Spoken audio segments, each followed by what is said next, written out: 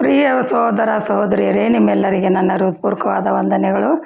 ಇವತ್ತಿನ ದಿವಸ ಕರ್ತನ ವಾಕ್ಯ, ಬೆತಾಸ್ತ ಎಂಬ ಊರಲ್ಲಿ ಯೇಸು ಕ್ರಿಸ್ತನು ಒಬ್ಬ ಕುರುಡನನ್ನು ಸ್ವಸ್ಥಪಡಿಸಿದ್ದು. ಅದು ಮಾರ್ಕ 8ನೇ ಅಧ್ಯಾಯ 22ರಿಂದ 26ರಲ್ಲಿರ್ತದೆ. ಕರ್ತನ ವಾಕ್ಯ ಏನು ಹೇಳ್ತದೆ ಅಂದರೆ, ಯಾರ್ಯಾರು ದೇವರಲ್ಲಿ ವಿಶ್ವಾಸವಿಟ್ಟು ನಡೀತಾರೋ ನೀತಿ ಮಾರ್ಗದಲ್ಲಿ ಅವರನ್ನು ಪ್ರಾರ್ಥನೆ ಮಾಡಿ ಕೇಳಿದಾಗ ದೇವರು ನಮಗೆ ಸಹಾಯ ಮಾಡ್ತಾನೆ. ಅದೇ ರೀತಿಯಿಂದ ನೀವುಗಳು ಕೂಡ ನಾವು ದೇವರಲ್ಲಿ ದೀನರಾಗಿ ಅಂಗಲಾಚಿ ಬೇಡಿಕೊಂಡಾಗ ನಮಗೆ ಸಹಾಯ ಮಾಡೇ ಮಾಡ್ತಾನೆ ಎಂಬ ವಿಶ್ವಾಸ ನಮ್ಮೊಟ್ಟಿಗಿದ್ರೆ ದೇವರು ತಪ್ಪದೇ ಸಹಾಯ ಮಾಡ್ತಾನೆ. ತಡವಾದರೂ ಚಿಂತೆ ಇಲ್ಲ, ನಮಗೆ ಉತ್ತರ ಸಿಕ್ಕೇ ಸಿಗುತ್ತದೆ. ಅದೇ ಪ್ರಕಾರ ಬೆತಾಸ್ತ ಎಂಬ ಊರಲ್ಲಿ ದೇವರು ಭೂಲೋಕದಲ್ಲಿರುವಾಗ ಆತನು ವಾಕ್ಯ ಪ್ರಚಾರ ಮಾಡ್ತಾ ಬರ್ತಾಯಿದ್ರು. ಆ ಬೆತಾಸ್ತ ಊರಲ್ಲಿ ಒಬ್ಬ ಮನುಷ್ಯನು ಒಬ್ಬ ಕುರುಡನನ್ನು ತಂದು ಹುಡುಗನಿರ್ತಾನೆ. ಅವನ ದೇವರ ಹತ್ರ ಕರ್ಕೊಂಡು ಬಂದು, ಸ್ವಾಮಿ ಇವನನ್ನು ಸ್ವಸ್ಥಪಡಿಸು ಅಂಥೇಳಿ ಕೊಡ್ತಾನೆ. ಕೈ ಕೊಟ್ಟ ಕೂಡಲೇ ಅವನ ಕೈಯನ್ನು ತೆಗೆದುಕೊಂಡು ಆ ಗುಂಪಿನಿಂದ ದೂರ ಹೋಗ್ಬಿಡ್ತಾನೆ.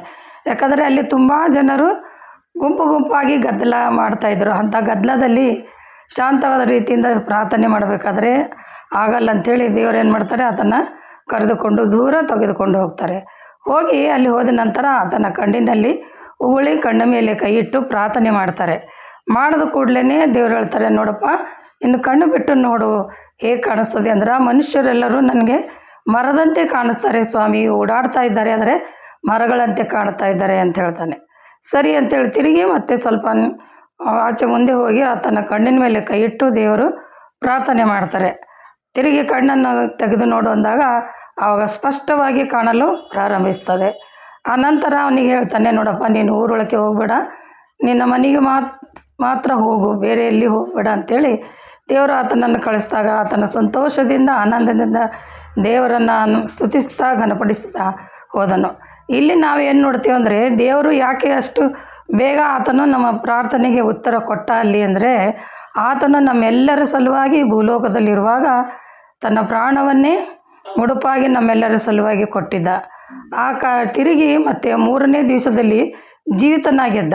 ಅದಕ್ಕಾಗಿ ಆತನು ಪವಿತ್ರನಾದ ದೇವರು. ಆತನು ಹೇಳ್ತಾನೆ ಏನಂದ್ರೆ, ನಾನು ಪವಿತ್ರವಾಗಿದ್ದೇನೆ, ನೀವು ಕೂಡ ಪವಿತ್ರವಾಗಿರ್ರಿ. ಹಾಗೆ ಜೀವನದಲ್ಲಿ ಕಷ್ಟ ಸುಖ ಸಂತೋಷಗಳು ಏನೇ ಬರಲಿ ದೇವರನ್ನು ಆಧಾರವಾಗಿಟ್ಟುಕೊಳ್ಳಿ, ಪ್ರಾರ್ಥನೆ ಮಾಡಿ ಬೇಡಿಕೊಳ್ಳಿ, ನಿಮಗೆ ಸಿಗುವುದು.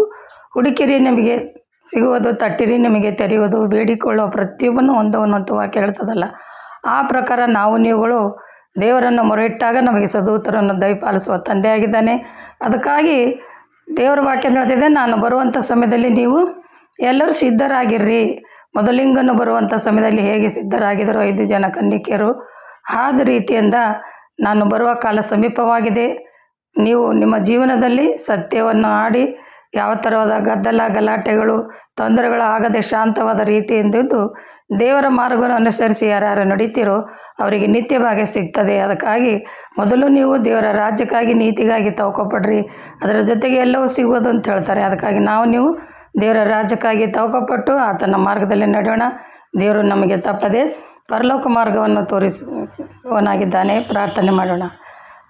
ಪರಿಶುದ್ಧನಾದ ತಂದೆ, ಅಪ್ಪ ಯೇಸುವೆ, ನಿನ್ನ ನಾಮಕ್ಕೆ ಸ್ತೋತ್ರ. ಇವತ್ತಿನ ದಿನ ಕರ್ತನೆ, ಹೌದು ಸ್ವಾಮಿ, ಉಡನನ್ನು ಸ್ವಸ್ಥ ಮಾಡಿದ ದೇವರು ಆತನು ಪವಿತ್ರನು, ಅಗಮ್ಯವಾದ ಪ್ರೀತಿಯಿಂದ ನಮ್ಮೆಲ್ಲರನ್ನು ಕಾಯುವ ತಂದೆಯಾಗಿದ್ದಾನೆ ಸ್ವಾಮಿ. ಅದಕ್ಕಾಗಿ ನಿನ್ನ ಮಾತಿಗೆ ನಿನ್ನ ಆಜ್ಞೆಗಳನ್ನು ಕಾಯ್ಕೊಂಡು ಜೀವಿಸೋದಾದರೆ ನಮ್ಮನ್ನು ಕೂಡ ನಿನ್ನ ನಿತ್ಯ ಭಾಗದಲ್ಲಿ ನಡೆಸುವ ತಂದೆ, ನಿನಗೆ ಸ್ತೋತ್ರ.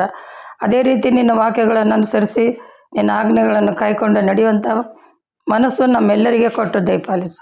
ಯೇಸುವಿನ ನಾಮದಲ್ಲಿ ಬೇಡಿದ್ದೇನೆ ತಂದೆ, ಆಮೇನ್.